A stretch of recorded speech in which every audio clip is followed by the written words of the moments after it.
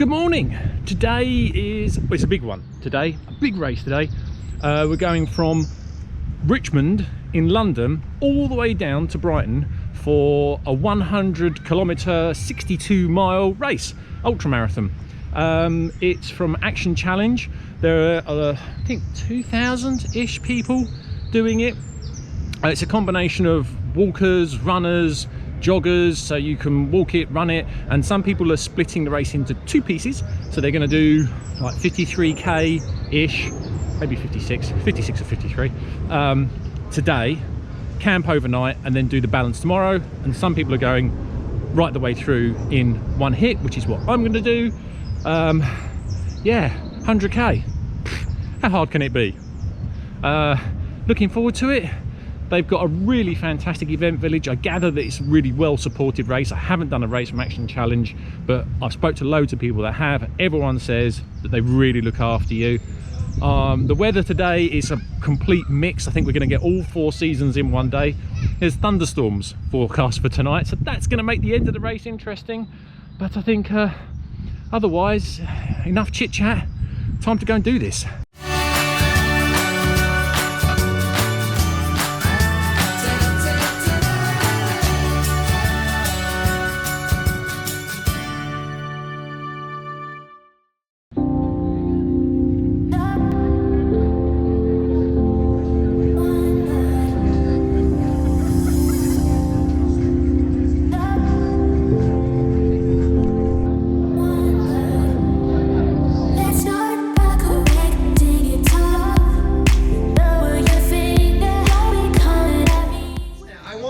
Tell the world what an amazing thing you're doing today. You woke up, you got out of bed, and you are going to experience a life-changing journey and adventure.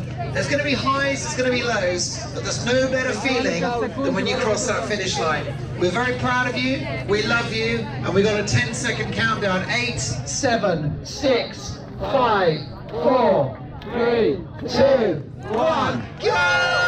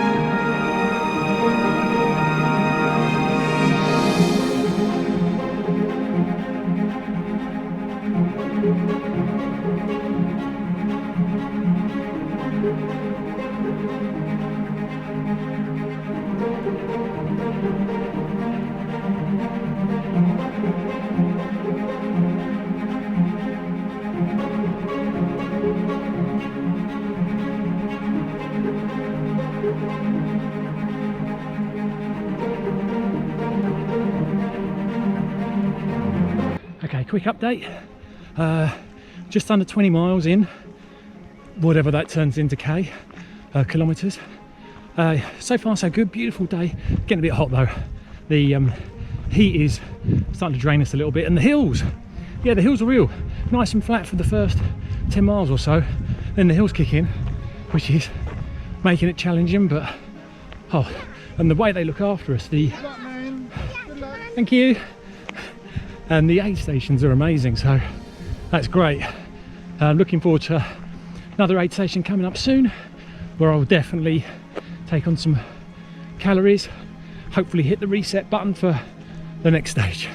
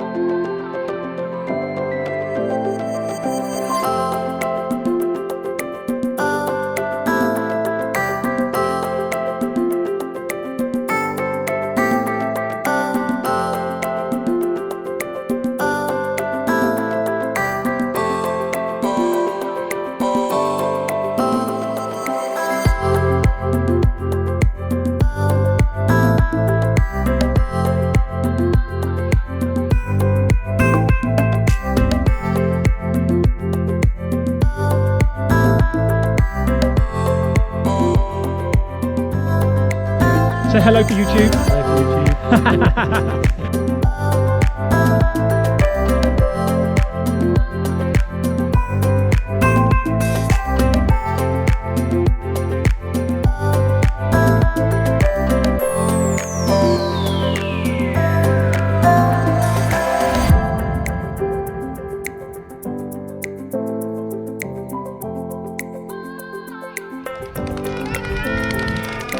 Thank you.